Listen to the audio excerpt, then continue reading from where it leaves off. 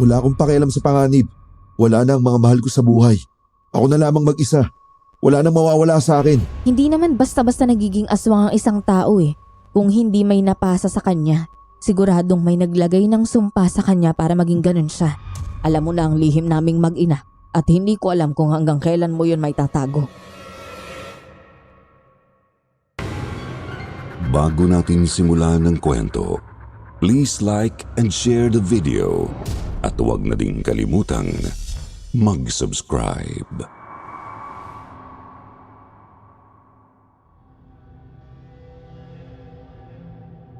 Isang pagbati sa inyo, Sir Jupiter. Ganoon din sa lahat ng subscribers ng Sityo Pangil, Sityo Bangungot at Kwentong Takipsilim. Itago na lamang po ninyo ako sa pangalang Maymay. Isa po akong supervisor sa isang malaking supermarket dito sa Kalakhang, Maynila. At kagaya ng lahat ng mga sumulat dito sa channel ninyo ay mayroon din akong kwentong aswang na nais ibahagi sa inyo. Isang kwentong magpapatunay na sa mga liblib na lugar ay totoong namumuhay ang mga ganitong uri ng nilalang. Noong 2018 ay namatay ang aking lolo Lando. Hindi siya albularyo o ano paman. Isa siyang journalist noong 1970s sa isang sikat na universidad sa Maynila. Nasaksihan pa niya ang pangyayari noong araw na kung tawagin ay ang labanan sa Mindiola. Matalino, matalas ang memorya at magaling magsalita. Yan ang pagkakakilala ko kay Lolo Lando. Hangang-hanga ako sa kanya noon, subalit mas lalo akong humanga nang makita ko ang mga itinatago niyang mga journal matapos niyang mamatay. At ang kwentong ibabahagi ko sa inyo sa liham na ito ay halaw sa isang journal na nakita namin sa kanyang lumang baul. Mahilig magkwento si Lolo Lando. Noon akala namin ay gawa-gawa lamang niya ang mga kwentong aswang na ikinwento niya sa amin. Subalit nang mabasa namin na ang nasa journal niya ay nagbago ang pananaw namin tungkol sa mga iyon. Lalo nang malaman namin na totoo pala ang kwento kung paano sila nagkakilala ng aming Lola Lilia. Si Lola na ilang taon nang namayapa bago si Lolo. Sir Jupiter, napakahalaga po ng kwentong ito para sa pamilya namin at naniniwala kami na dapat itong maibahagi sa maraming tao.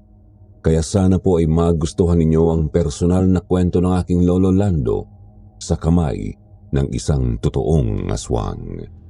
Heto na po ang nakasulat sa isa sa mga journal niya.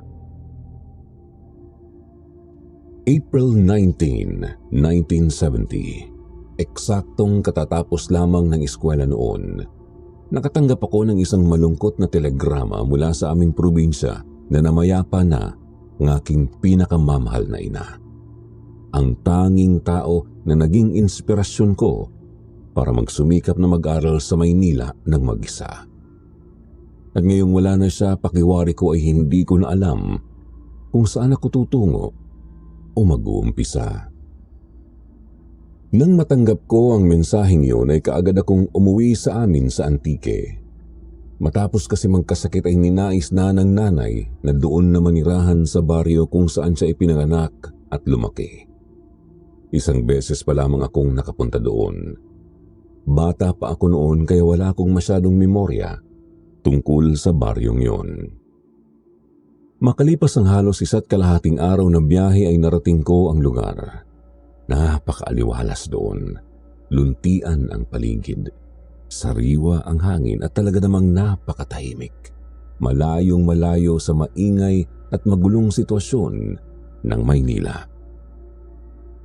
Nang makarating ako sa nasabing baryo ay nadatnan ko sa bahay ng aking nanay, si Aling Trining, isa sa mga pinagkakatiwalaang kaibigan ni nanay.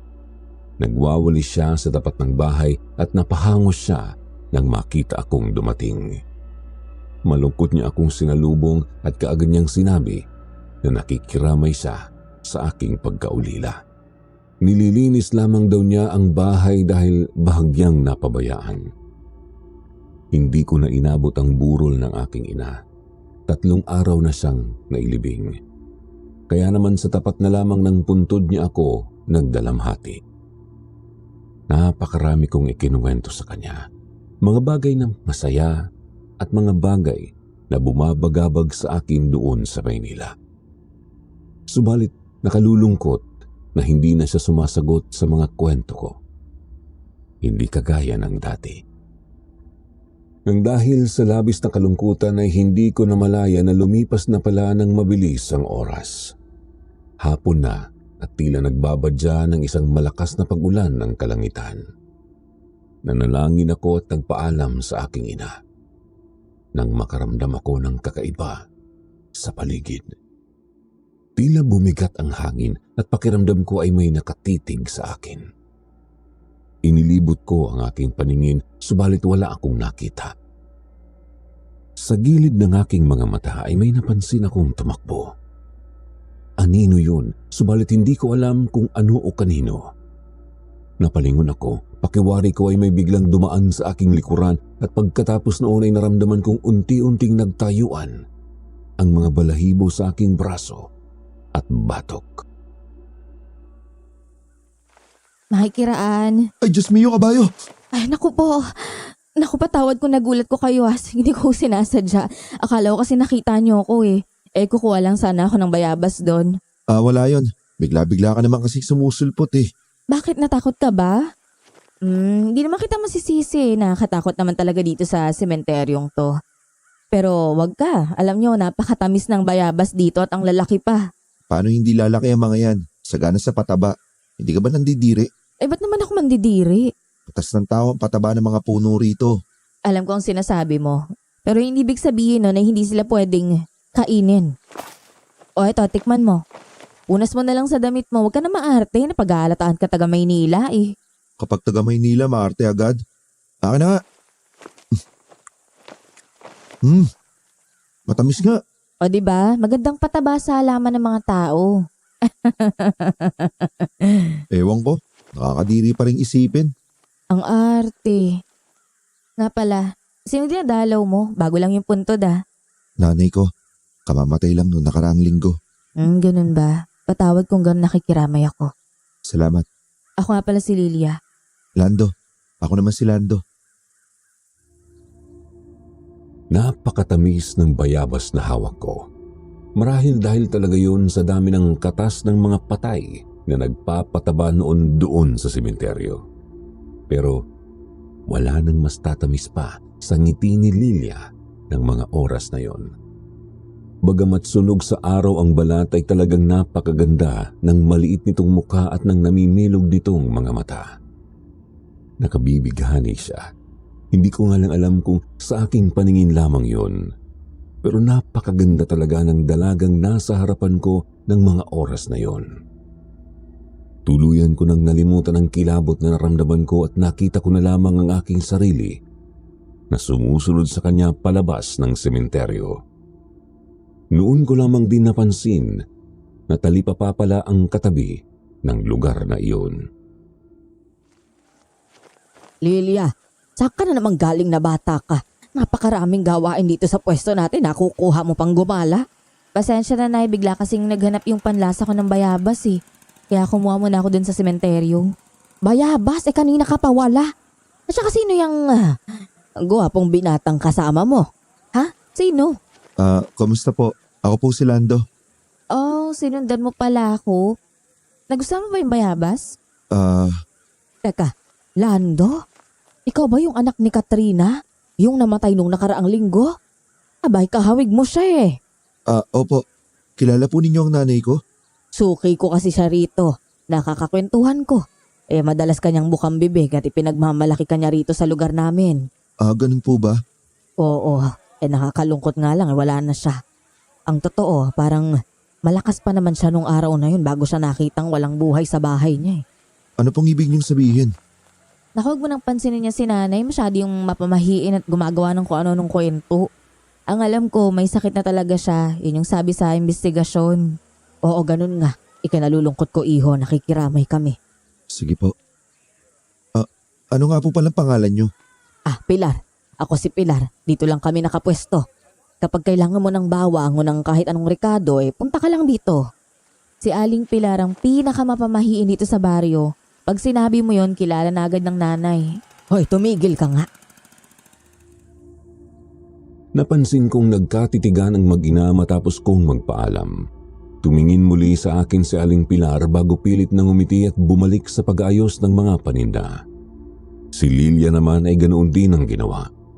Subalit hindi ko naman minasama iyon. Matapos maglibot ng kaunti sa palengke at makapamili ng mga kailangan sa bahay ay bumalik na ako sa bahay ni nanay. Pagkapasok ko ay kaagad akong nabalot ng lungkot. Nakabibingi ang katahimikan sa loob ng bahay. Walang kabuhay-buhay at parang walang kulay. Pero hindi ako maaaring matalo ng lungkot. Ngumiti ako ng pilit bago inabala ang sarili sa pagluluto ng paborito naming ulam ni nanay. Ang adobong puno ng tinustang bawang. Napakabilis dumilim sa lugar na yon. Naglinis lamang ako saglit matapos magluto at pagsilip ko sa labas ay napakadilim na ng paligid. Nawala na ang luntiang tanawin at nabalot ng nakakailang na katahimikan at kadiliman. Binuksan ko ang ilaw sa labas ng bahay at napabuntong hininga na lamang ako nang wala akong natanaw na kapitbahay. Masyadong magkakalayo ang mga kabahayan doon. Walang ikalawang palapag ang bahay ni nanay. Bukod sa katamtamang laki na sala ay mayroong 2 silid doon. Doon ko napiling matulog sa dating silid ni nanay. Mas malaki kasi ang higaan doon. Habang nagbibihis ay may napansin akong ilang estante na natatakpan ng mga nakasampay na damit.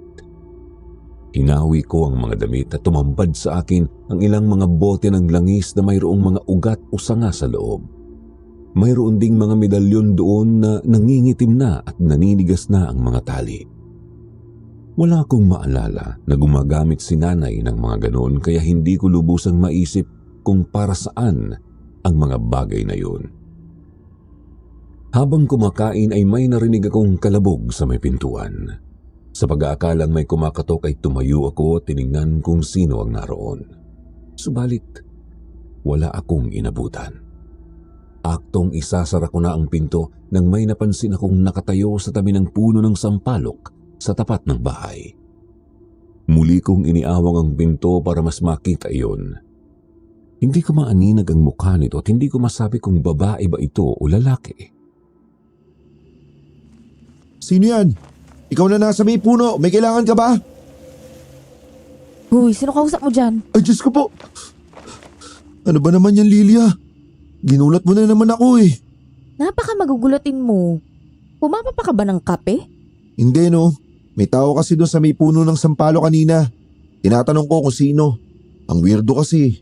Alam mo, maraming weirdo at kakaiba sa lugar na to, Lando, kaya masanay ka na. Anong ibig mong sabihin? Nasa probinsya ka. Dito, hindi mga holdapper ang kinatatakutan, kundi yung mga nilalang na hindi natin inaasahang nandirito pala. Hindi kita maintindihan. Maligno? Maligno ba ang tinutukoy mo?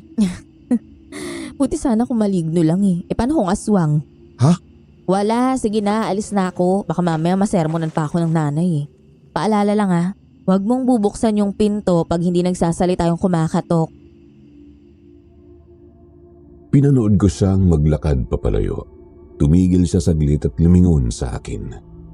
Ngumiti siya at nagpahabol ng babala. Pinaalalahanan niya ako na huwag mag-iiwan ng ni isang bintana na bukas. May bali-balita raw tungkol sa isang gumagalang mabangis na hayop. Pagkasabi niya noon ay mabilis na siyang naglakad papalayo at naglaho sa dilim. Paisip ako, mabangis na hayop? Anong klaseng mabangis na hayop naman kaya ang maaring umatake sa akin doon?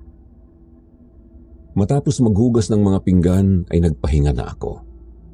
Marahil dahil sa labis na pagod sa biyahe ay kaagad akong nakatulog. Subalit pagkagising ko ay napakabigat ng aking katawan.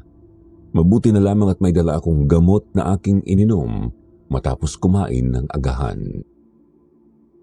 Nagwalis-walis ako sa labas pagkatapos kong mag-agahan. Isa kasi sa mga problema kapag nakatira ka sa probinsya ay ang napakaraming tuyong dahon na naglalaglagan. Inipon ko ang mga yon at doon ako nagsiga sa may puno ng sampalok. Habang hinihintay kong lumaki ang apoy ay napatitig ako sa puno. Yun ang mismong puno kung saan ako may nakitang nakatayo kagabi. At doon ay may nakita akong tila mga kalmot sa katawan ng puno. Tinitigan ko iyon ng maigi at natigilan ako nang may nakitang bakas rin ng dugo doon na parang ipinahid. Uy, yung titingnan mo dyan. Ikaw na naman. Bakit? Ayaw mo ba? Dito yung daan papuntang Talipapa, may magagawa ba ako? Tinitignan ko lang to. Dito ko banda nakita yung nakatayo kagabi. Yung tinatanong ko nung dumating ka. Naku, parang yung hayop na gumagala yung may gawa niyan. Hayop? Anong klase? Nako. Kwento lang naman yun, binibiro lang naman kita eh.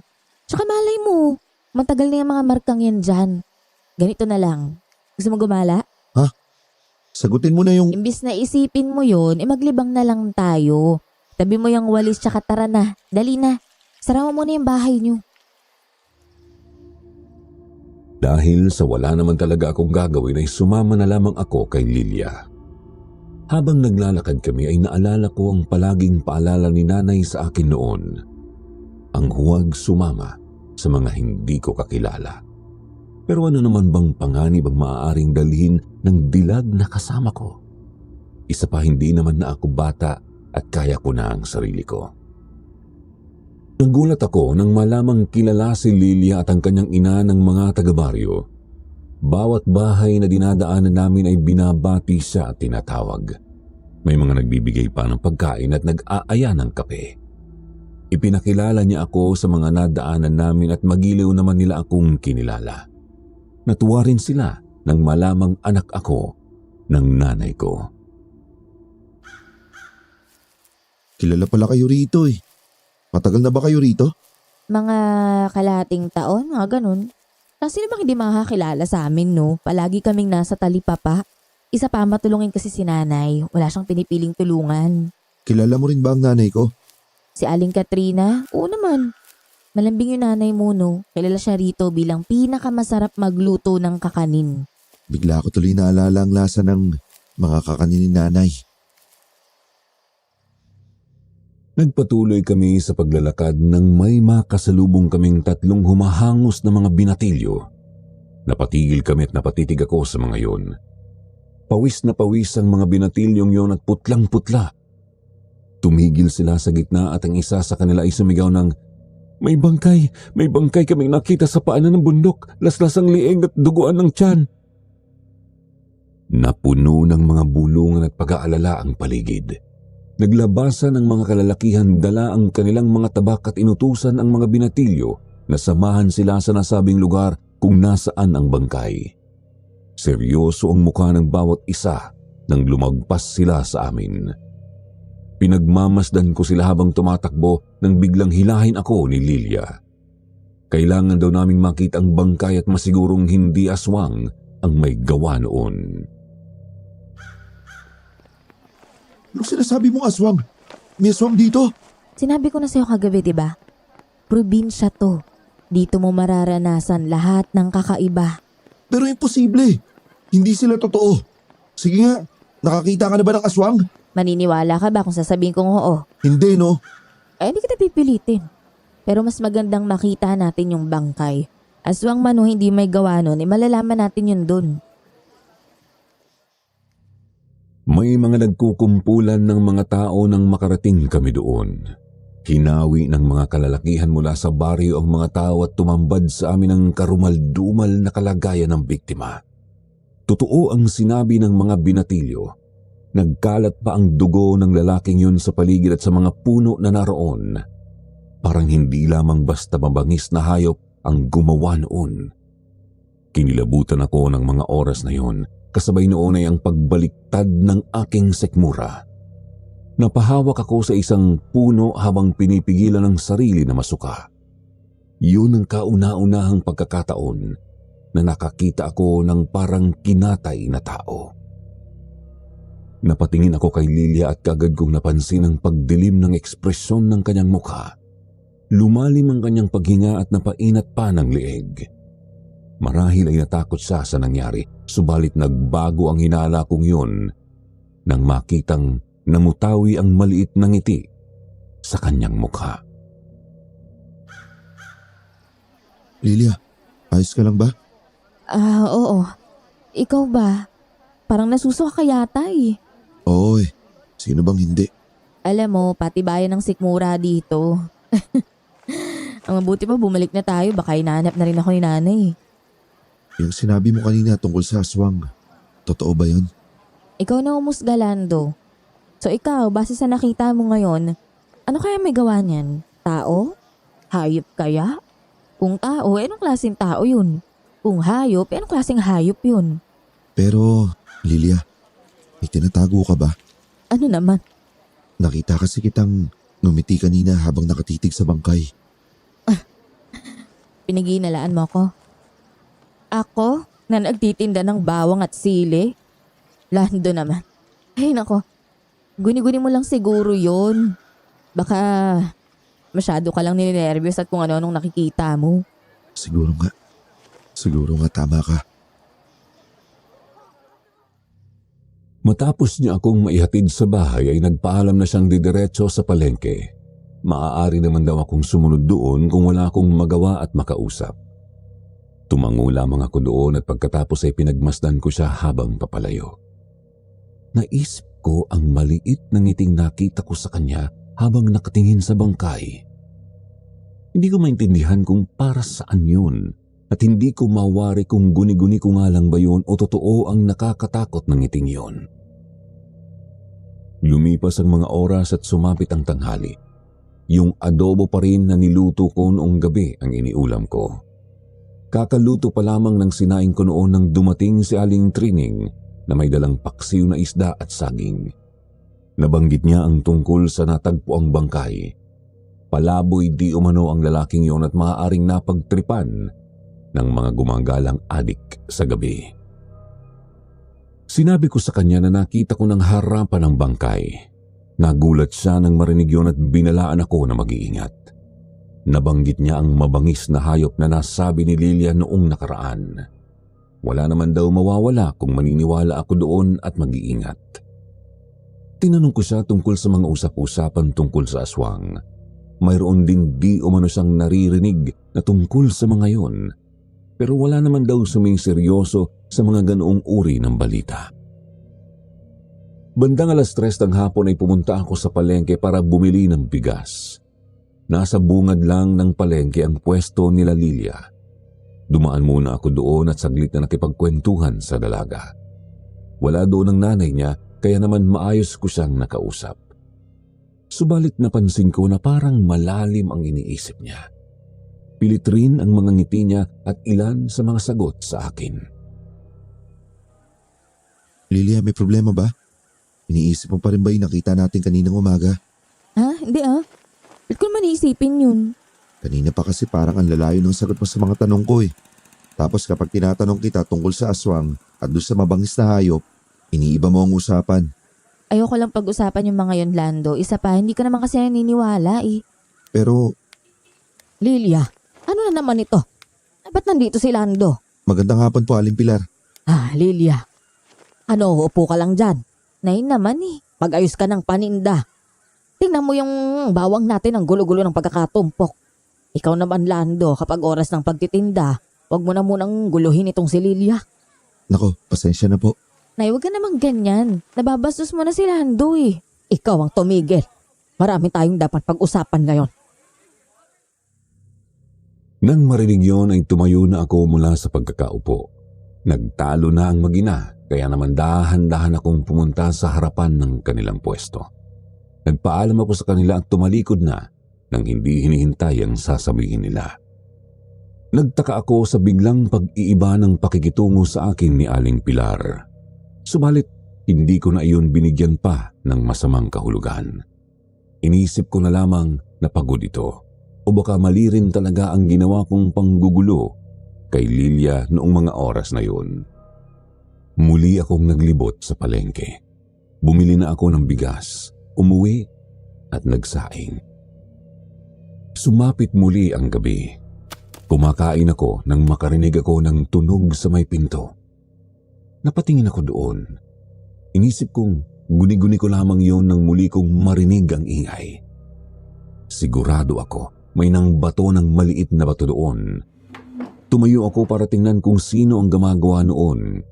Halos mapatalon ako nang biglang may humampas ng malakas sa pinto. Parang hinampas yun ng malakas gamit ang kamay. Tumigil ako at sandaling napatitig sa pinto. Nagmamadali akong bumalik sa kusina at hinugot ang isang kalawanging tabak mula sa ilalim ng lababo. Wala akong ideya kung ano o sino ang may gawa ng kalabog na yun. Ayaw ko ring manakit, pero ng mga oras na yon ay ang kaligtasan ko ang aking iniisip. May bintana sa gilid ng pinto. Gamit ang tabak ay dahan-dahan kong hinawi ang kortina at sinipat ang labas at halos tumigil ang pagtibok ng puso ko nang makitang muli ang isang nilalang na nakatayo sa may puno ng sampalok. Hindi ko pa rin masyadong maaninag ang itsura nito. Subalit sapat na ang umiilaw nitong mga mata para hindi ako makagalaw sa kinatatayuan ko. Nanlamig ang paligid, subalit naramdaman ko ang pagbubutil-butil ng pawis sa aking noo. Huminga ako ng malalim. Nagtipon ako ng lakas ng loob at pagkatapos ay mabilis akong kumilos para isara ang bintana. Tumakbo ako sa iba pang mga bintana at isinara ang lahat ng yon. Akala ko ay doon na matatapos yun, subalit isang malakas na ungol ng hayop ang umalingaw-ngaw sa paligid. Natigilan akong muli. Pumuesto ako sa gitna ng sala. Doon ako umupo habang hawak ng mahigpit ang tabak at nakikiramdam sa paligid. Ilang sandali pa ay nakarinig ako ng mga yabag ng paa mula sa labas. Mabigat at mabagal ang mga yabag na yon. Subalit isa lamang ang sigurado ko. Hindi tao ang may gawa noon. Wala akong kakaibang kakayahan o kahit ano paman, pero ramdam na ramdam ko ng mga oras na yon ang kagustuhan ng nilalang na nasa labas na patayin ako. Hindi ko maipaliwanag pero yun ang nararamdaman ko. Maya-maya ay nakarinig ako ng mababang ungol ng hayop. Pagkatapos ay unti-unti rin iyong lumayo. Kasabay ng paglayo noon ay ang paggaan ng aking pakiramdam. Subalit hindi na ako umalis mula sa aking pwesto. Noong gabing yun ay hindi ko nagawang makatulog. Naupo lamang ako sa gitna ng sala habang hawak ang tabak hanggang sumapit ang umaga. Sino yan? Ako to, si Lilia. Oh, napasadya ka. Nagalmusal ka na ba? Ito, nagdala ko ng sinangag tsaka tuyo. Maraming bawang yan. Naku, nagabala ka pa. Baka naman magalit sa Aling Pilar niyan. Ang totoo, kaya ako nandito para humingi ng dispensa para kay nanay. Pasensya ka na, pagod lang siya kahapon eh. Wala yun, naiintindihan ko. Kung gusto mo, pagsaluhan na lang natin yan. Ano? Sige, gusto ko yan. Tara, pero sandali parang alalim ng mga mata mo. Nabuyat ka ba? Maniniwala ka ba kung sasabihin kong pakiramdam ko, inaswang ako kagabi? Paano inaswang? Yung nakikita mo sa may sampalok pa rin ba yung sinasabi mo? Oo. Ipinaliwanag ko ng detalyado ang lahat kay Lilia. Seryoso siyang nakinig at ni minsan ay hindi ngumiti at nagbiro. Panay rin ang buntong hininga niya at iling habang nakikinig sa akin. Pagkaalis naman ni Lilia ay dumating si Aling Trining. May dala siyang sobre na may lamang liham. Galing di umano iyon sa aking ina. Kinuha ko yon at binasa. Isa yung habilin tungkol sa naiwang pera ni nanay na pansamantalang ipinahiram sa isang kaibigan niya sa bayan. Ayon sa sulat ay handa na ang pera. Hindi nga lang kinuha ni nanay para sa oras na mamatay siya ay may makukuha ako kahit papaano. Noong araw ding yun ay pinasya ko na puntahan ng address na kalakip ng liham. Tinanong ko si Aling Trining kung maaari niya akong samahan, subalit mayroon daw siyang trabaho. At dahil wala naman akong kakilala doon ay mag-isa kong pinuntahan ang lugar. Sa kasamaang palad, naligaw ako at hapon na nang matuntun ko ang lugar at ang taong hinahanap ko. Mabuti na lamang at mabait ang taong yon. Ayon sa babaeng naroon ay utang na loob nila ng kanyang pamilya ang buhay ng kanilang anak sa aking ina. Ito lang di umano ang tumulong sa kanila ng maospital ang uniko iho nila. Napagngiti naman ako. Napakabuti kasi talaga ni nanay. Kahit sa gitna ng pagkakasakit noon ay nagawa pa rin niyang tumulong sa iba. Palubog na ang araw nang makaalis ako ng bayan. Binigyan na lamang ako ng may bahay nang pinuntahan ko ng isang flashlight. Hindi na kasi ako nagpapigil at ipinilit ko ng nais kong umuwi. Panay ang kulob ng gabing yun. Inaalala ko ang bubong ng bahay. Luma na kasi at baka tumulo sa bubong kung malakas ang magiging buhos ng ulan. At hindi nga ako nagkamali. Ilang minuto matapos kong lisanin ang bahay ng kaibigan ng aking nanay ay bumuhos ang ulan. Sumilong ako sa isang bukas pang tindahan. Hindi ko na alam kung anong oras tumila ang ulan. Ang alam ko lang ay tuluyan ng lumubog ang araw. Pagkatila ng ulan ay kaagad akong umalis. Tinatahak ko na ang daan papuntang baryo nang makita ko ang mag-inang Pilar at Lilia. Mabilis silang naglalakad at pagkatapos ay pumasok sa masukal na kakahuyan. Dala ng pagkamausisa ay palihim ko silang sinundan. May dala rin silang mga flashlight. Si Aling Pilar ay may dalang bayong at si Lilia naman ay may nakasabit na tabak sa kanyang bewang. Dumiretso sila sa niyugan hanggang sa makarating sa tapat ng isang malaking bahay. Yun ang pinakamalaking bahay sa labas ng baryo. Nagtago ako sa isang puno para hindi nila ako makita at malaman ko kung ano ang ginagawa nila doon. Iba kasi ang sinasabi ng aking kutob ng mga oras na yon. Subalit sa pagsilip ko ay nagtagpo ang mga mata namin ni Aling Pilar. Lumapit siya sa akin. Simangot ang kanyang mukha habang nasa bewang ang isang kamay. Lando, anong ginagawa mo rito? Sinundan mo ba kami? Oo nga Lando, ba't nandito ka? Pasensya na ho. Nakita ko kasi kayong papasok rito. Gabi na kaya napaisip ako kung anong gagawin niyo po rito. Pambihira. Yan ang sinasabi ko sa iyo, Lilia. Pag pinagsasabihan kitang tigil-tigilan mo ng pakikipagkaibigan dyan. O kita mo na, magiging sagabal pa. Pasensya na, Nay. Ay, sige na. Nandyan na yan eh. Pag-usapan na lang natin to mamaya. Sige na, Lando, malis ka na. Opo. Pero ano po bang ginagawa niyo rito? Talaga naman, Nay. Lando, wag na kayong maingay. Nay, lumabas na sila. Dali. Tinitigan ako ng masama ni Aling Pilar bago bumaling sa tinitingnan ni Lilia sa may tapat ng malaking bahay. Pati ako ay napatingin na doon.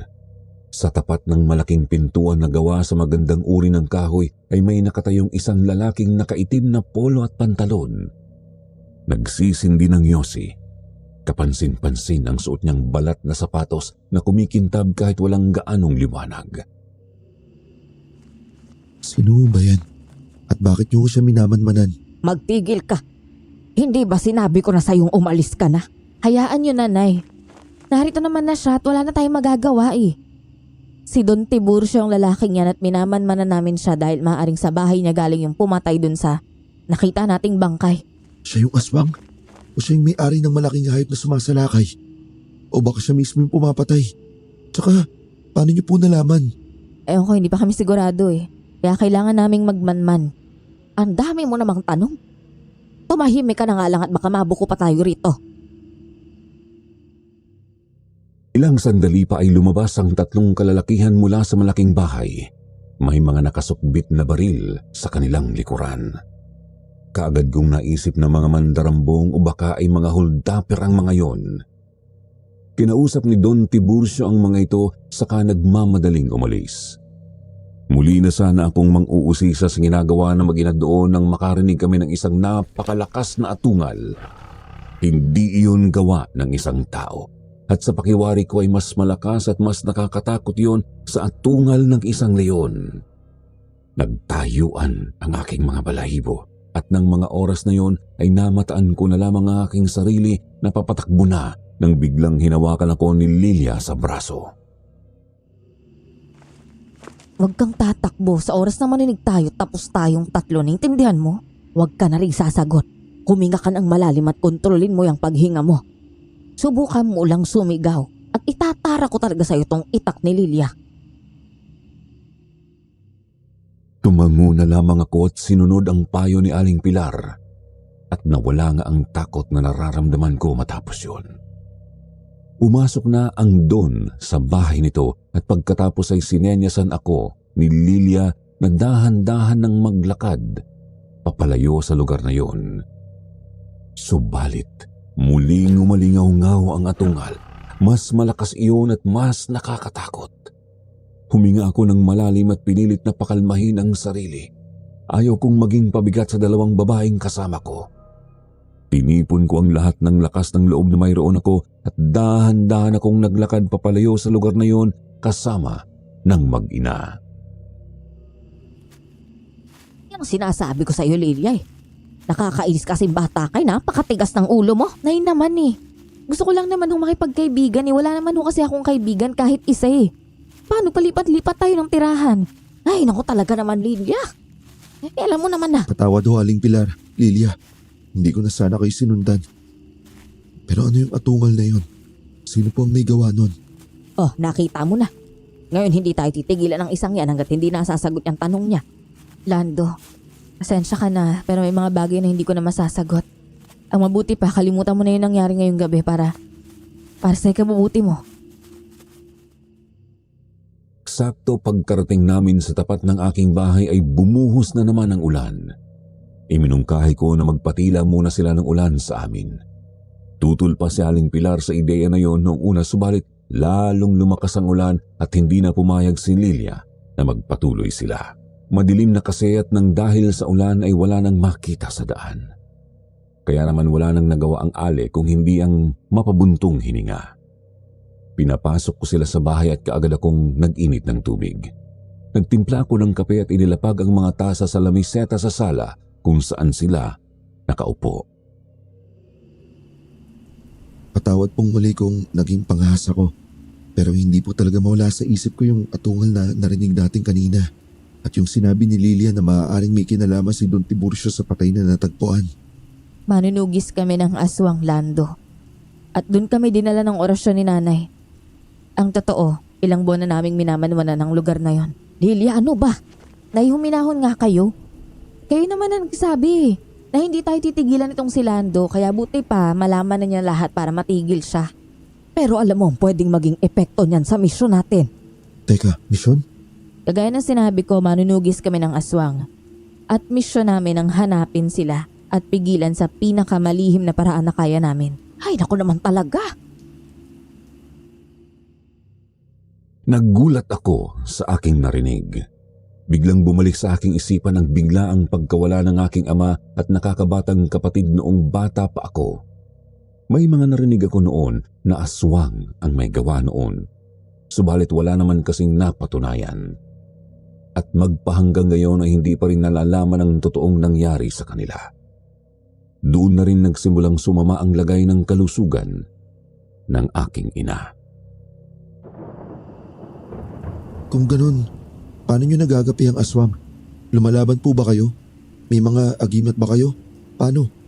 Ay, naku naman talaga. Walang katapusang tanong, Lando. Aba, mabuti pa, hindi kami lumalaban. Kumukuha kami ng gamit mula sa aswang at doon namin pinapadaan ng orasyon. Pinapatay ng orasyon ni nanay ang kapangyarihang itim sa katawan ng aswang hanggang sa tuluyan na yung mawala. Gamit? Posible yun? Ay, naku naman talaga. Oo, posible yun. Pero kailangan na mahalaga sa aswang ang bagay na makukuha namin. Pwedeng buhok o kahit anong parte ng katawan. Pero mahirap kasi yun. Nay, paano masaya ka na? Ngayon, Lando, makinig ka. Alam mo na ang sikreto naming mag-ina. At ikaw lang sa baryong ito maging sa bayang ito ang nakakaalam ng sikreto. Kaya sa oras na kumalat to ha, wala akong ibang pagbibintangan kundi ikaw. At sa oras na mangyari yun, ako mismong kukulam sa'yo, sinasabi ko sa'yo ha. Pahihirapan kita hanggang sa magmakaawa kang patayin na lang kita. Nay naman eh. Ay nako, hindi ako nagbibiro, Lilia. Kung makakahad lang sa mga gawain natin ng kahit na sino, hindi ako magdadalawang isip na patayin yan. Sana malinaw lahat, Lando. Hindi ako nakaimik sa sinabing yun ni Aling Pilar. Napatango na lamang ako. Gusto kong magsalita ngunit umurong ang aking dila. May kung ano sa mga mata ng babaeng yun na parang pumipigil sa akin na makapagsalita at makakilos. Parang sinasabi niya sa akin ng hindi direkta na seryoso siya sa mga nasabi niya. Nakapagsalita lamang akong muli nang magtanong si Lilia ng isang bagay na malayo sa aming pinag-uusapan. Pero hindi ko malilimutan ang pakiramdam na yon. Animo ay ginapos ako sa pamamagitan lamang ng tingin. Pagtila ng ulan ay nagpaalam na sa akin ang mag-ina. Malalim na ang gabi noon. Sinabihan ko sila na doon na magpalipas ng magdamag subalit tumanggi sila sa alok ko. Maaga pa raw kasi silang magtitinda kinabukasan. At bago sila tuluyang umalis, muling inulit ni Aling Pilar ang kanyang babala sa akin. Isang bagay na kinumpirma ko naman sa kanya. Hindi ako nakatulog ng gabing yon kaiisip kung totoo nga ba ang mga narinig ko mula sa kanila o hindi.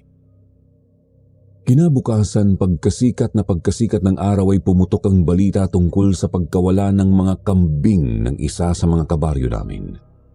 Hinanap na di umano ang mga ito kung saan-saan, ngunit ang tanging nakita lamang nila ay mga bakas ng dugo nito na tila hinila palabas ng baryo. Nasundan pa yon ang pagkawala ng ilang mga alagang aso at manok ng sumunod na araw. Naging usap-usapan na sa baryo ang tungkol sa isang gumagalang nilalang na siyang pumapatay sa mga hayop. Subalit ang ilan ay nagsasabing magnanakaw lamang ang nasa likod ng pagkawala ng mga hayop. Hati ang opinyon ng mga tao. Subalit ako, alam ko na may kakaiba na sa baryong yon na hindi maaaring baliwalain. Matapos ang mga insidenteng yun ay naisipan ko nang bumalik ng Maynila. Nagsimula na rin akong makaramdam ng panganib at takot. Noong mga nakaraang gabi rin kasi ay narinig kong muli ang mga kakaibang kaluskos sa labas ng aming bahay. Magmula rin ang usapan namin ni Lilia at Aling Pilar, ay sinisiguro ko nang isarado ang lahat ng mga pinto at bintana bago pa lumubog ang araw. Masyado na akong nabapagabag at hindi na ako mapalagay. Kaya napagdesisyonan ko na lang na umalis na. Habang nagliligpit ako ng aking mga gamit ay may nakita akong maliit na kahon na yari sa kahoy. Kinuha ko yun at doon ay natagpuan ko ang ilang mga liham. Sulat pa lang ay sigurado na akong sinanay ang mga sumulat noon. Sulat iyon para sa aking ama at kapatid kahit matagal nang mga patay ang mga ito.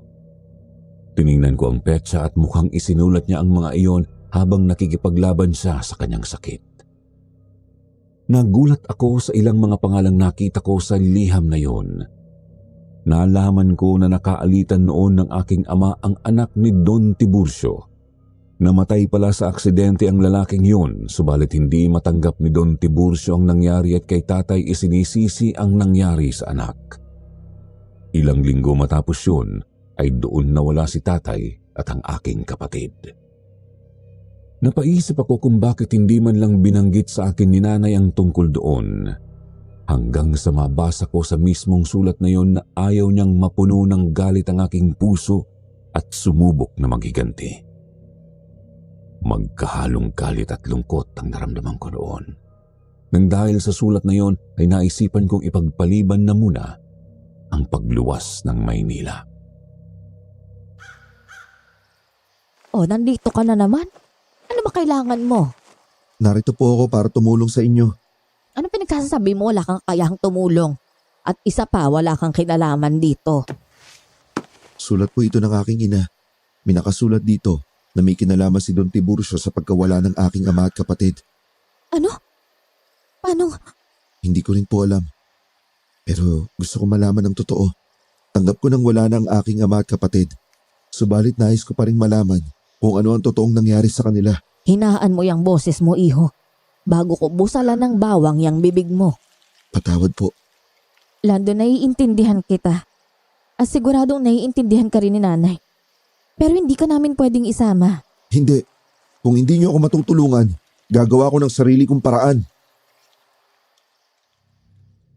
Habang naglilitanya ako ay may dumaang dalawang babae na nag-uusap.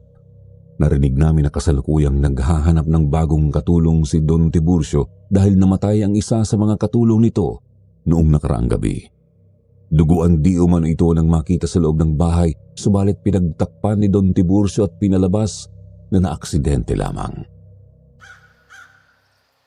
Naipagkakataon ko na to para pasukin ng pamamahay ni Don Tiburcio. Malalaman na natin kung ano talagang nasa loob ng bahay niya at kung may kinalaman siya sa mga nangyayari sa baryo. Pero Lilia, mapanganib ang binabalak mo. Gwardyado ng mga tauhan ng pamamahay at isa pa, hindi kita mapoproteksyonan mula sa labas. Sasamahan ko po siya.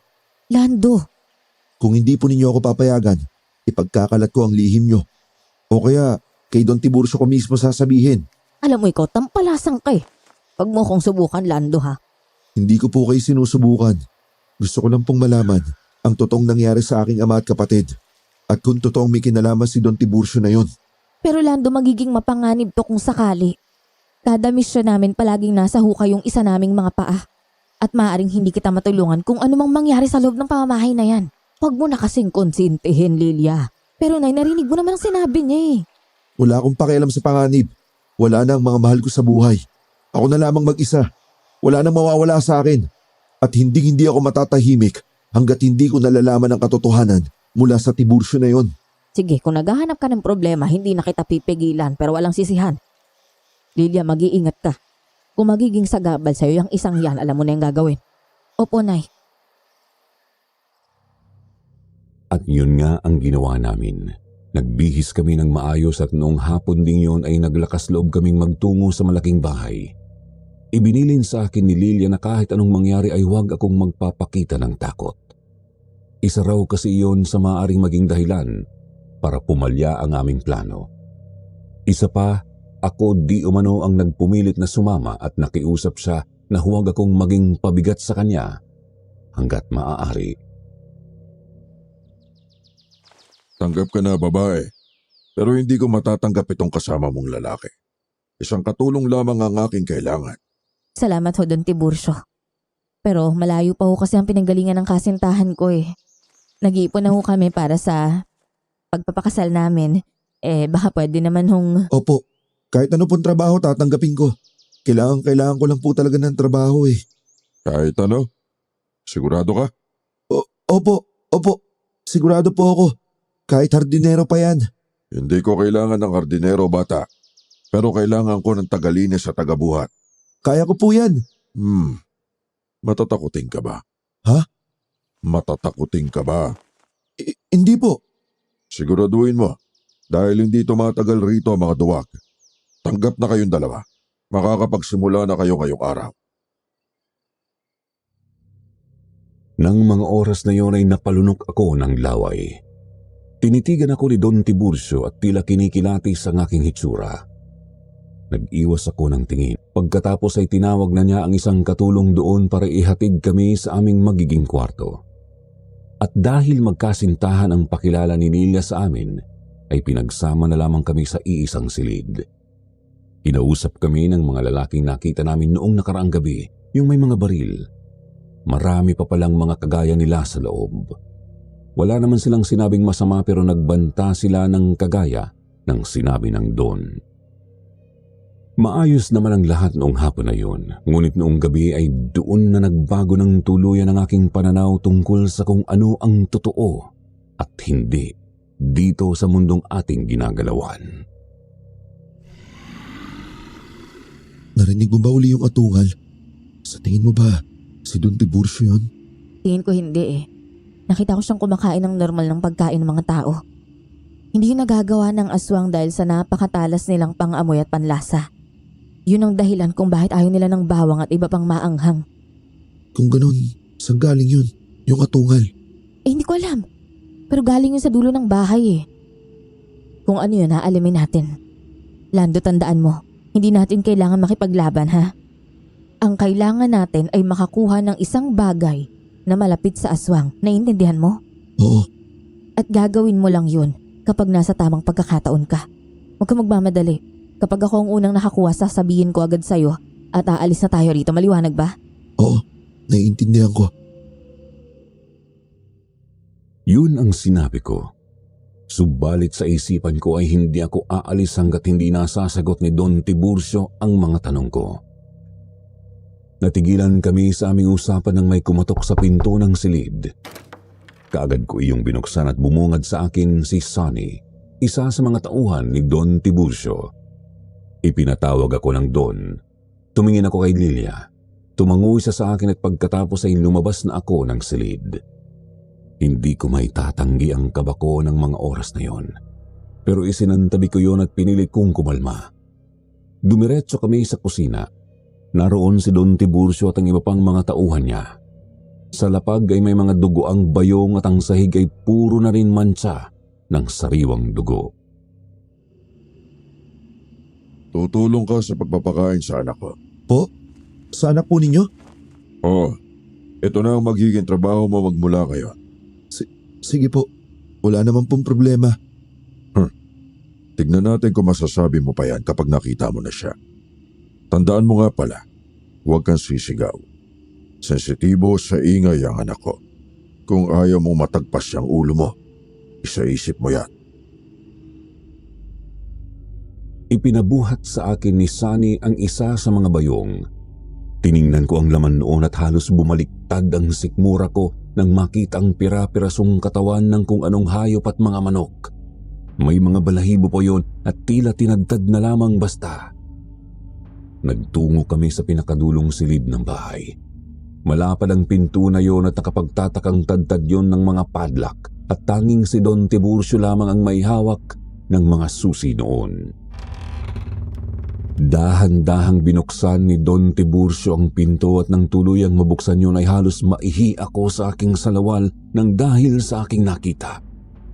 Sa loob kasi noon ay may isang nilalang na hindi ko mawari kung tao ba o isang halimaw. Nangingitim ang balat noon at nakapikit ang mga mata na tila natutulog. Mahaba ang malaalambreng buhok at nagtatalasan ang mahaba-haba nitong mga pangil. Nakatanikala ang mga kamay at paa sa konkretong pader. Umalingasaw rin ang napakalansang amoy mula sa loob ng silid na yon.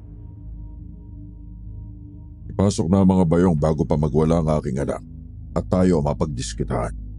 Kagaya nung katulong na namatay nung nakaraan.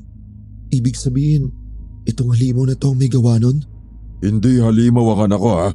May sakit lamang siya. Nagugutom na siya. Kaya bilis, ipasok mo na ang mga yan. Malamig ang simoy ng hangin subalit ramdam ko ang pawis sa aking buong katawan ng mga oras na yon. Sa buong buhay ko noon lang ako nakadama ng takot na hindi ko na magawang ilarawan.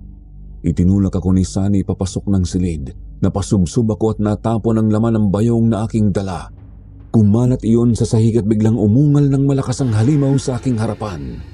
Tumingala ako at halos maihina ako sa aking pantalon nang makita ang pulang-pula at nanlilisik nitong mga mata na nakatitig sa akin habang umuunat pababa ang napakalagkit nitong laway. Lumapit sa akin si Don Tiburcio. Kinuha niya ang isang piraso ng karne na nasa sahig at isinubo iyon sa halimaw. Ninasab ng nilalang na iyon ang karne na parang gutom na hayop. Pinilit kong tumayo. Naalala ko ang sinabi ni Lilia tungkol sa kahit anong gamit ng aswang. Tumingin ako sa paligid, subalit wala akong makitang kahit anong gamit doon hanggang sa napansin ko ang isang porseras na nasa kanang pulsuhan ng halimaw. Ang problema ay hindi ko alam kung paano kukunin yun.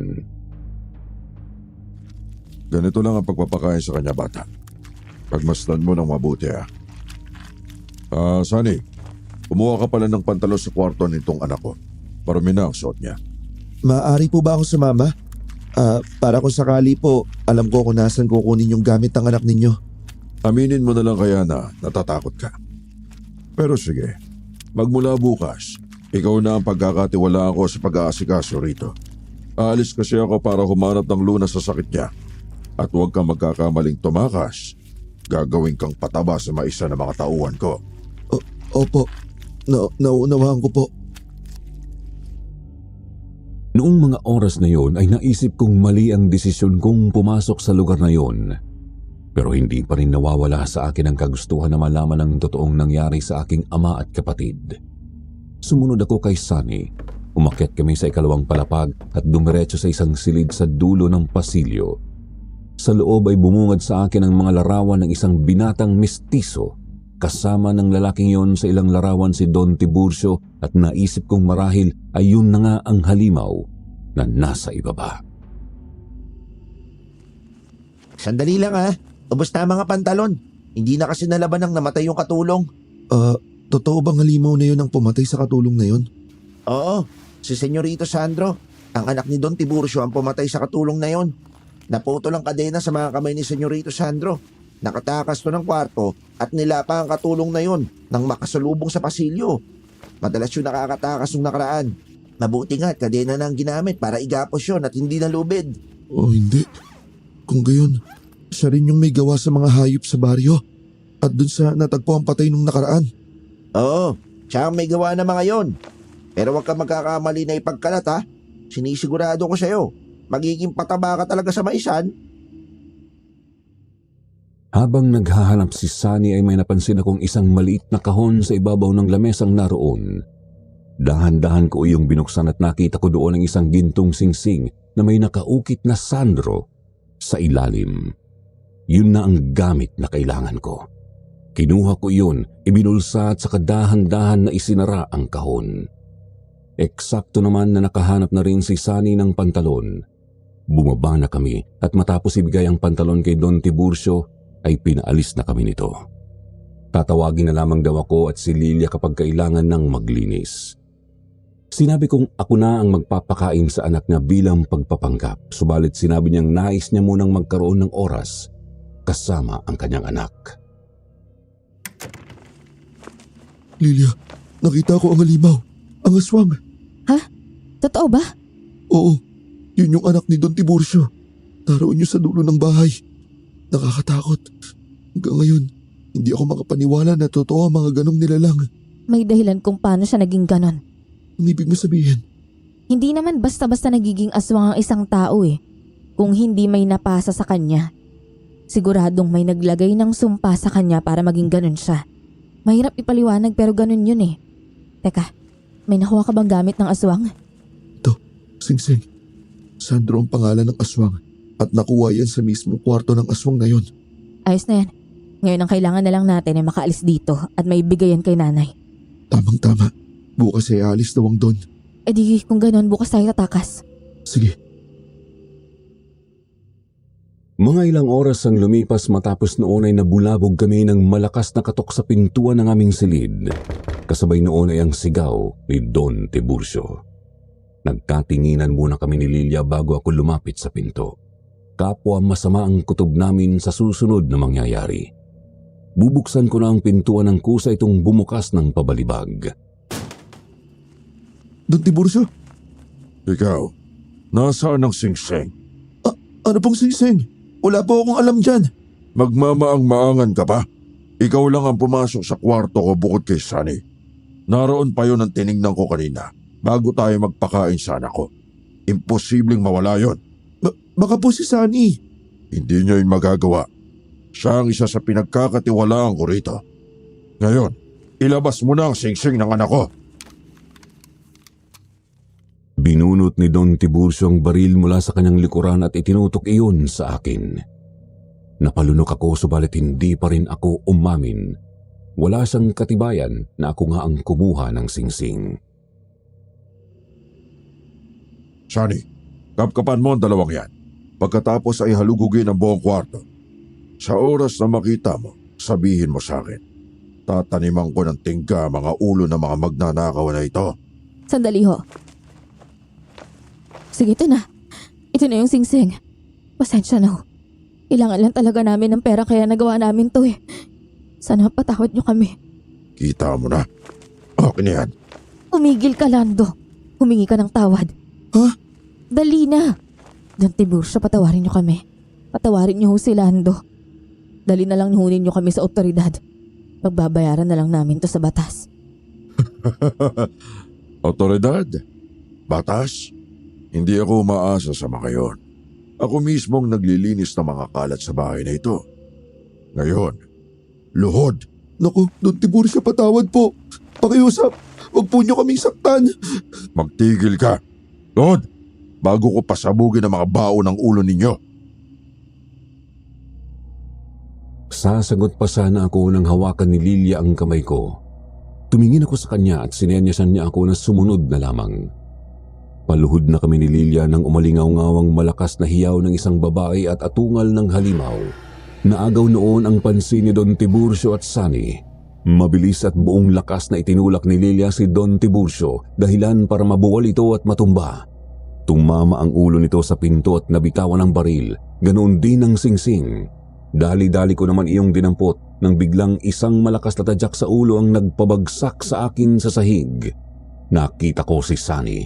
Papalapit na siya para pagsusuntukin ako nang matigilan siya nang marinig ang tunog ng gatilyo.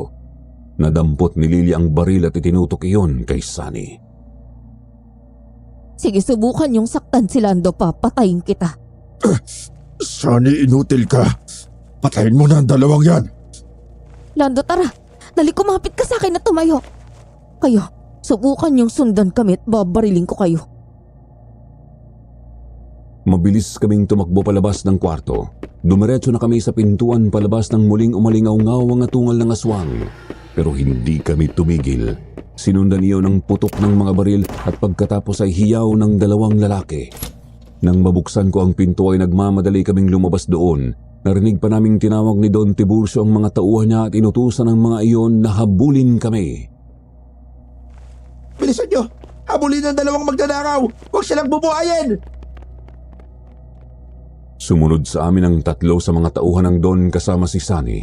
Pinaputukan nila kami. Mabuti na lamang at maswerteng hindi kami tinamaan. Sumuot kami sa kakahuyan. Parang lalabas na ang puso ko mula sa aking dibdib pero hindi ako maaaring magpahinga. Nasa gitna na kami ng kakahuyan nang bigla akong hinila ni Lilia sa likuran ng isang malapad na puno. Napayakap ako sa kanya at pilit naming pinigilan ang aming mga paghinga para hindi kami makita. Peste, saan naman nagsuot ang dalawang yun? Sige, walang titigil hanggat hindi sila nakikita. Nang makalagpas sa amin sina Sunny ay bumitaw na ako kay Lilia. Subalit hinila niya akong muli at mas hinigpitan niya ang kanyang pagkakayakap sa akin. Nadama ko ang panginginig ng kanyang mga kamay at malalim na paghinga. Ilang sandali pa kaming tumigil doon hanggang sa tuluyan na siyang kumalma.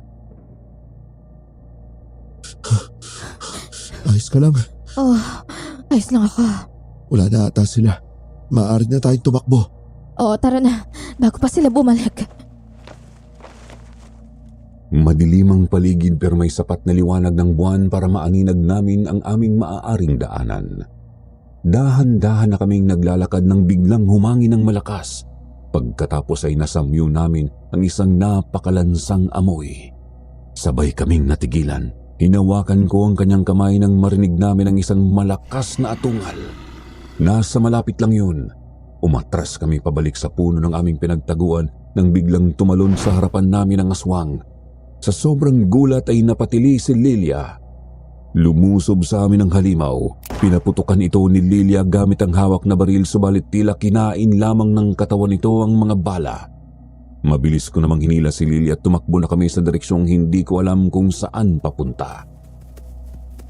Mas binilisan pa namin ang pagtakbo nang biglang napatid ang paa ko sa isang nakausling ugat. Nasubsub ako at gumulong-gulong. Napasigaw ako nang maramdaman ko ang kirot sa aking kanang braso. Pakiwari ko ay nabalian ako. Kaagad akong inalalayan ni Lilia subalit bago niya ako nagawang maitayo ay nahablot siya ng isa sa mga tao ni Don Tiburcio.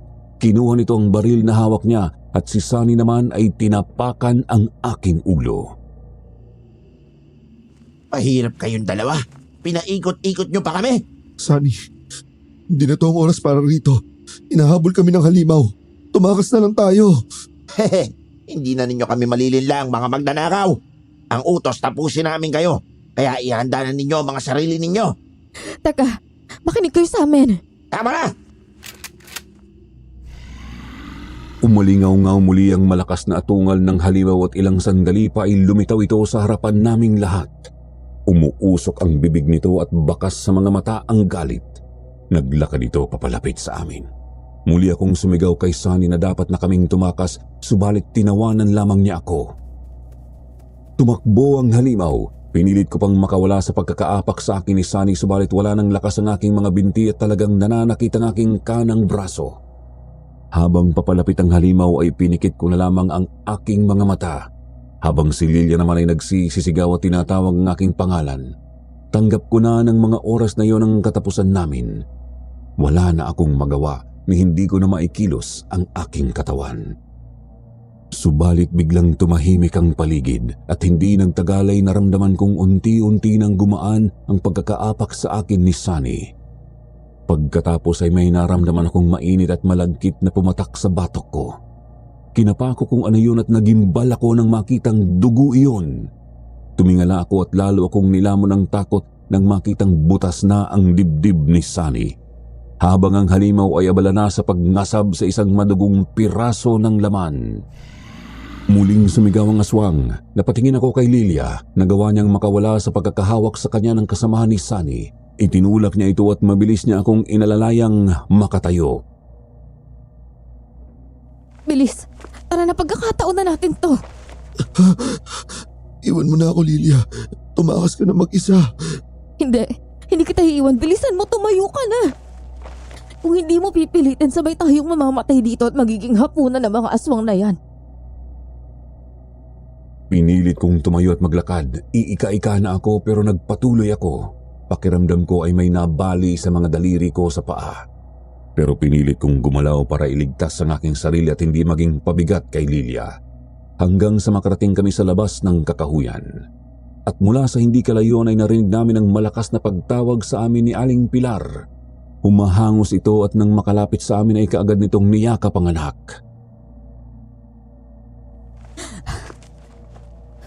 Ano nangyari? Nagka-problema na. Nahuli kami ni Don Tiburcio eh. Nakawala yung halimaw na anak pala niya. Tapos hinabol kami. Napatingin sa akin si Aling Pilar at nang makita niya ang aking braso ay nanlaki ang mga mata niya. Titingnan na sana niya ang sugat ko nang marinig namin ang atungal ng aswang. Mula sa bayong nadala ay kinuha ni Aling Pilar ang isang itim na librito. Huminga ito ng malalim at pagkatapos ay nagsimulang magbasa ng orasyon mula sa libritong yon. Lumakas ang hangin. Nagliparan ng mga tuyong dahon at ilang sandali pa ay nakita namin ang aswang na papalabas na rin ng kakahuyan habang nakatitig sa amin ng masama. Basa ng dugo ang bibig, dibdib at mga kamay ng halimaw. Subalit nakapagtatakang hindi yun makalagpas sa huling puno bago makalabas ng kakahuyan. Sumisigaw ito kapag humahakbang paabante na parabang napapasok. Umatungal ng malakas ang halimaw subalit hindi na ito nang pumilit na makalabas. Bumalik ito sa loob ng kakahuyan at muling naglaho sa dilim. Muling narinig sa paligid ang sunod-sunod na putok ng baril, hiyawan ng mga lalaki na nasundan ng pag-iyak at nakabibinging atungal ng halimaw. Ilang minutong nagtagal ang ganoon bago tuluyang tumahimik. Kailangan na nating umalis. Madali kayo. Kailangan na rin matingnan at malunasan ang nangyari sa Yolando. Na ito na pala nakuha na namin. Sing-sing na may connection sa aswang. Sige, tara na. Bilis, bago pa mawala ng bisa yung orasyon at mahabol tayo ng halimaw. Lilia, alalayan mo si Lando.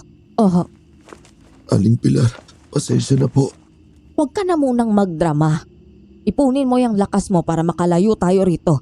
Mamaya na tayo mag-usap. Opo. Umuwi kami noon sa bahay nila Aling Pilar. Pagkarating namin doon ay kaagad na tiningnan nila ni Lilia ang braso ko. Napailing si Aling Pilar at napanguwi ako nang makita ang nangyari sa aking braso. May mahabang hiwa doon na halos kasing haba ng isang lapis. Nilinis yun kaagad ni Lilia. Mabuti na lang at hindi ako tuluyang nabalian. Nang matapos ang paglilinis sa sugat ko ay binalot yun ni Lilia ng malinis na tela. Abala naman na si Aling Pilar sa paghahanda sa orasyon na gagawin sa singsing ng halimaw. Nang bigla akong tamaan ng matinding antok. Pinilit ko yung nilabanan. Nais kong makita ang gagawin doon ni Aling Pilar subalit hindi ko na kinaya. Unti-unting dumilim ang paningin ko at mataas na ang sikat ng araw nang maidilat ko ang aking mga mata. Nagising ka rin sa wakas. Kaya mo bang tumayo? Oo, salamat. Kumain ka na. Nakahanda na yung pagkain sa lamesa. Anong nangyari kagabi? Ginawa ni nanay yung orasyon. Ibig sabihin na ibalik na sa normal na tao ang anak ni Don Tiburcio. Hindi. Ang sabi ni nanay, patay na raw ang aswang bago pa niya masimulan ng orasyon. Ano? Yun ang nangyari. Pero ayos na yan. Ibig sabihin, tapos na yung paghahasik ng takot ng aswang na yun sa lugar na to. Pero paano namatay yung aswang? Hindi ko na alam. Kahit nga si nanay hindi rin alam eh. Basta na lang daw hindi na niya naramdaman ang kapangyarihan at koneksyon ng aswang dun sa singsing. Meron pa raw nung una eh, subalit biglang nawala. Ganun ba? Oo. Siya nga pala, kaninang madaling araw nasunog yung bahay ni Don Tiburcio. Nung makatakas yung aswang, inatake daw nito yung isang katulong dun eh. Sa kabutihang palad na buhay yung babae. Nakatakbo sa gitna ng kaguluhan at nakapagsumbong kaya pinuntahan ng mga tao yung bahay at sinunog. Talaga? Si Don Tiburcio. Ay wala akong balita eh. Gusto kong makita ang lugar. Punta natin mamaya yung lugar. Ayos lang ba? Oo naman, sige pero kumain ka muna. Matapos ang tanghalian ay pinuntahan namin ni Lilia ang bahay ni Don Tiburcio. Tupok na tupok yun at may ilang mga kalalakihang may dalawang pinatulis na kawayan at mga tabak ang umaligid doon. Ayon sa mga narinig namin, nakita pa raw si Don Tiburcio noong madaling araw habang nasusunog ang bahay. May mga nakakitang pumasok ito sa loob habang nilalamon ng apoy ang bahay, subalit magpahanggang ngayon ay wala pa ring bangkay na nakikita doon. Ano bang iniisip mo? Wala naman. Iniisip ko lang kung nasa na si Don Tiburcio. Hindi ko man lang siya natanong tungkol sa tatay ko. Ah, ganun ba? Sensya ka na. Hindi ko na kasi alam ang sasabihin eh. Ayoko namang sabihin na ayos lang yun dahil alam ko namang hindi. Salamat ha. Pero wala na tayong magagawa doon. Sana lang lumitaw pa si Don Tiburcio para naman mapagbayaran niya yung ginawa niya para sa mga anak niya. Pagbalik namin sa bahay ni Lilia ay nagulat kami sa aming nadatnan. Naroon si Don Tiburcio. Balot ng sugat ang mga braso nito at natatakpan ng puting panyo ang kaliwang mata. Malalim ang hininga nito at nakasandal na lamang sa may dingding. Kapansin-pansin ang duguan nitong damit. Nay, ba't nandito yan? Huminahon ka Lilia, tao yang isang yan. Pero kahit na, nag-alaga yan ng aswang. Kinunsinti niya yung kasamaan ng anak niya. At ngayon, pinaghahanap na siya ng mga tao. Hindi malayo sa isang kriminalang isang yan. Kahit na, mga aswang lang naman ang kaaway natin eh. Isa pa, narito siya. Dahil nagsisisi siya sa nangyari. Matagal na di umano niyang alam na minamanmanan ko siya. Hindi ka nga lang daw namukhaan at yun ang naging pagkakamali niya. Tama ang iyong ina. At pumunta lamang ako rito para kumpirmahin na patay na ang anak ko si Sandro. Sumunod ako sa inyo sa kakahuyan. Subalit nakatakas na kayo at ang tanging naabutan ko na lamang ay ang mga tauhan ko na nilapanan ng anak ko. Maging ako ay akma niyang susugurin. Nang mga oras na yon, naging malino na sa akin na hindi na yon ang aking anak. Kaya gamit ang isang itak na may pangontrang langis, tinapos ko na ang buhay niya. Huwag na kayo mag-alala dahil sinigurado kong patay na siya ng iwan ko. Sandali lamang po, Don Tiburcio. Ano yon, bata? Lando, ako po si Lando. Nais ko lamang pong itanong kung kayo po ba ang dahilan ng pagkawala ng aking ama na si Macario at ang kapatid ko na si Lucio. Nakaaway po ata ng tatay ko ang anak niyo noon kaya... Oo. Natatandaan ko si Macario. Nakasuntukan siya ni Sandro. Sabi ko na nga ba't may kahawig ka. Ngunit malakas ang tatay mo, bata. Natamaan niya ang anak ko sa sentido dahilan para maparilisa ito. At ang sabi ng doktor, wala na itong pag-asa. Pero humanap ako ng paraan hanggang sa nakilala ko ang isang grupo ng kulto at pumunta sila sa bahay. May ginawa sila kay Sandro na hindi ko nakita dahil pinalabas nila ako sa silid. Pagkatapos noon ay nagising at nakakilos muli ang aking anak. Subalit naging hayop na siya sa laman ng tao at unti-unting nagbago ang anyo. Kung gayon, yun po ang dahilan kung bakit siya naging aswang? Oo. At ang ama mo at kapatid ang kauna-unahang mga taong nakain niya. Walang natira ni hibla ng buhok sa kanila. Hayop kayo. Hayop ka. Hindi mo man lang siya pinigilan. Inayaan mo lang nalapain ng anak mo ang ama at kapatid ko. Anong klaseng tao ka? Lando, huminahon ka. Hindi mo ako masisisi. Ama ako. Magsisinungaling ako kung sasabihin kong hindi ko ginusto ang nangyari sa iyong ama at kapatid. Lalong-lalo na at galit na galit ako sa kanya noong mga panahong yon. Ang ama mo naman ang naging mitya ng lahat ng ito. Pero huwag ka mag-alala. Pinagsisisihan ko na lahat ng ginagawa ko noon. Hindi totoong iniligtas ko ang aking anak. Ang totoo ay lalo ko lamang siyang ginawang miserable. Sapat na rin sigurong kabayaran ng lahat ng ito sa mga nagawa kong krimen para sa anak ko. Patawad sa kung anumang masamang naidulot ko sa inyo. Aalis na ako. Tumayo si Don Tiburcio at iika-ikang naglakad papalayo. At ako ay naubusan na bigla ng sasabihin. Magkahalong galit at awa ang naramdaman ko ng mga oras na yon at hindi ko alam ang tamang reaksyon doon. Iminungkahi ni Lilia na ipahuli na lamang sa taong bayan ng lalaki. Subalit tumutol si Aling Pilar. Hindi na raw nila trabaho yun. Tapos na ang misyon nila sa lugar na yon at kung ano man daw ang mangyari kay Don Tiburcio, ay hindi na nila iyon kasalanan o pananagutan. 2 araw ang lumipas natagpuan ang bangkay ni Don Tiburcio sa tabi ng isang ilog. Ayon sa mga nakakita, nalunod di umano ito. Nakitaan rin ng mga maraming bote ng alak sa paligid kung saan natagpuan ang bangkay nito. Kailangan na ba talaga ninyong umalis? Oo, meron kaming natanggap na balita na merong gumagalang aswang sa kabilang bayan eh. Doon muna kami. Total, tapos na yung mission namin dito eh. Maaari ba akong sumama? Wala naman akong gagawin eh. Tapos, wala naman na akong ibang kamag-anak dito. Hindi na siguro. Bumalik ka na lang sa dati mong buhay. Pwede kang sumama, sige. Talaga po? Nay naman eh. Alam mo na ang lihim naming mag-ina. At hindi ko alam kung hanggang kailan mo yun may tatago.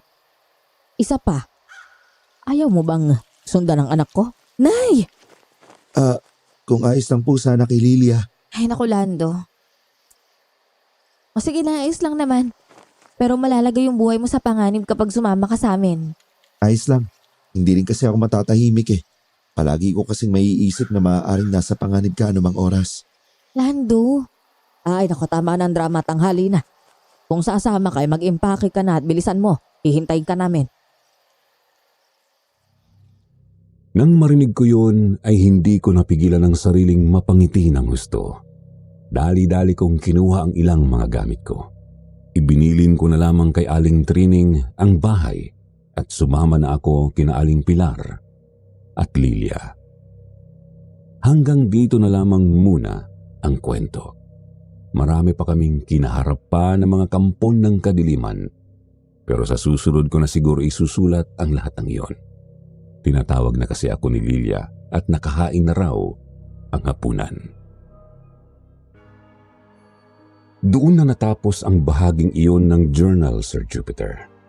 Tiningnan ko pa ang ibang papel na naroon sa baul at mayroon pang ang ibang mga kwentong nakalagay sa loob. Siguro sa susunod, ang mga kwentong iyon naman ang ibabahagi ko rito. Kung sakali man pong mapili ninyo ang kwentong ito ay lubos na po akong nagpapasalamat. Salamat dahil napagbigyan ninyong marinig ng marami ang kwento ng aking Lolo Lando at Lola Lilia. Hanggang sa muli, Sir Jupiter. Mag-ingat po sana tayong lahat. Baka nasa paligid lang ang mga taong pinanggalingan ng sumpang naging dahilan ng pagiging aswang ng anak ni Don Tiburcio.